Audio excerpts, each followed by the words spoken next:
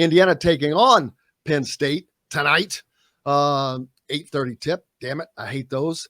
Be up late. But it's a late game, but one that Indiana needs to win, of course. And the play that I'm telling you, they got to win 3 of these next 4. Penn State and Illinois at home. They're on the road at Maryland and at Northwestern. So I don't know where those 3 are coming, but then that means they have to win. They have to win one on the road. They do. I think so, because then you've got at Michigan State, home against Wisconsin, which is always a nightmare. That team is just a nightmare. And then you're at Ohio State. So I think you've got to beat Illinois at home. Lord, I agree. 100% I agree. You got to beat Illinois at home. You need another, not that they don't have a couple of good wins by beating Ohio State, by beating Purdue. You need more. You got to continue to you don't want to end up being a freaking 8-9 seed.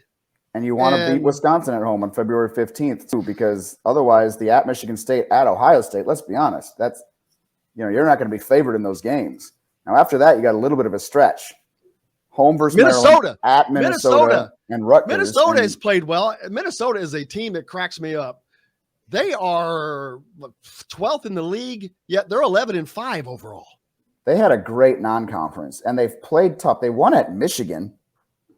So let's be honest. We gotta tip our caps to them right now. I know Michigan wasn't playing well at the time, and Barnes a tough place to play, man. I'm of the opinion that the loss to Michigan for Indiana is going to look a whole lot different in a few weeks than it does right now, because that team looked good. They played very, very well against Indiana. That was not an 8-7 team that Indiana played. So I think that loss gets better and better, although it will remain frustrating in the sense that IU came out flat when it was so predictable they would come out flat. Like, you've got to be able to fight through that. Indiana needs to take care of business at home, no doubt. Forrest, the answer is no. What do you ask? Could Kentucky win 9 football games if they played in the SEC West? Yeah, absolutely not.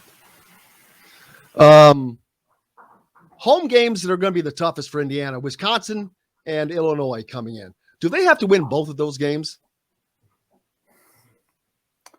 I know they have to win one of the two. You got to win one of the two. My gosh, they got to win one of the two. And the reason I say yes, and the reason it was a guarded yes, is because I don't trust them to win on the road yet.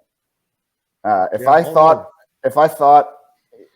that, let's just say the win at Nebraska doesn't exactly. But home losses hurt. Home losses hurt more.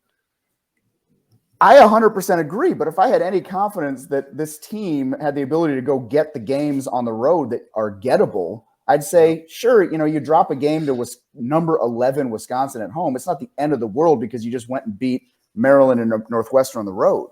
But I don't have any confidence that they can go beat Maryland and Northwestern on the road. So you better win your home games, because it used to be, we used to have the old mantra of like, win your home games, go 500 on the road, and you are in great shape in the Big Ten. This team is not going 500 on the road. There's no way they're going to go 500 on the road in the Big Ten. So you better win your home games. Yeah, to even get to 20 wins, they're going to have to find a road win, I think, and they're going to have to win a game in the tournament, the Big Ten tournament, to get to 20 wins. Not that 20 wins is necessarily guarantees you anything. What are they at now, 14? Yep. Yeah. They should, and see, that's why a couple of those losses really hurt. And I'm not saying all of them, but just your 2 games. There's 2 games that they shouldn't have lost. Absolutely, they would be sitting at 16-3, the same record as Purdue. They would be ahead of Purdue, ironically, and it's just crazy. Because I know the fans always have high expectations. And I'm like, I think this could be a top 4 team, but I think that they're more like a top 6, and that's where they are right now. And they're in the top 6, and I think that they should stay there. This is a tournament team to me. They just have to take care of business. But they've got to get better. They've got to get smarter. They've got to get mentally tougher, like you talked about, not trusting them on the road. That's because they're not mentally tough enough as a team yet, I don't think. I think we will know a lot by Tuesday, February 8th. So that is the next 4. If they're sitting at 17 wins by that stretch, I think we'll have a firm idea of what to expect the rest of February and March from that team, or the opposite. If they go 2-2 in these next 4, we'll know a lot more. Then you've got that stretch of Michigan State, Wisconsin, and Ohio State. That's going to be tough no matter what you're ranked in the country. So I think by Tuesday, February 8th, with a stretch of winnable games, and yes, playing at home against Illinois is a winnable game. It absolutely is. We'll know a lot by then. And I can't agree with you at this point that they're a tournament team. I was ready. I was ready to say that after Purdue, but then I just saw a poor effort from them against Michigan, and I think I'm too conditioned to believe that a couple of bad halves can collapse this team, because we've seen that happen in February and March the last couple of years. Yeah, I've got them with 18 regular season wins is what they end the season with. I don't know what that – I'd have to figure out what the losses, what that would make them. So where they have 5 losses now, so – what the COVID year, they finished the regular season with 19, if I remember correctly, and the Nebraska victory got them to 20. And everyone, I mean, they were in at that point. 18-10.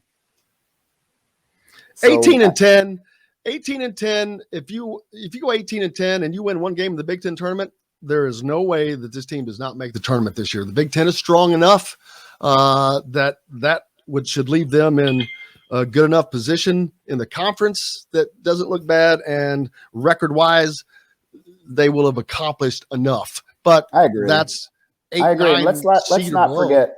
Let's not forget that's what IU fans wanted.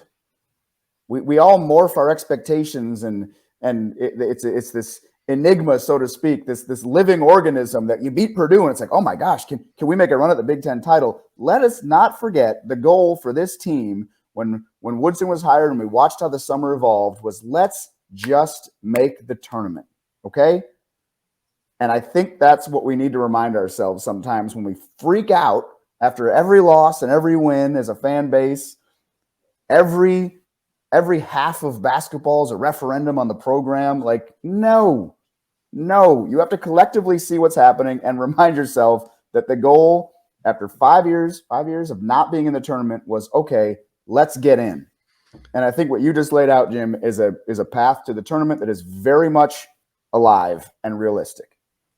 Yes, and one that Indiana fans are looking forward to, getting them back in that tournament. It's just Jennifer just said Woody's goal is to win the Big Ten. She's right.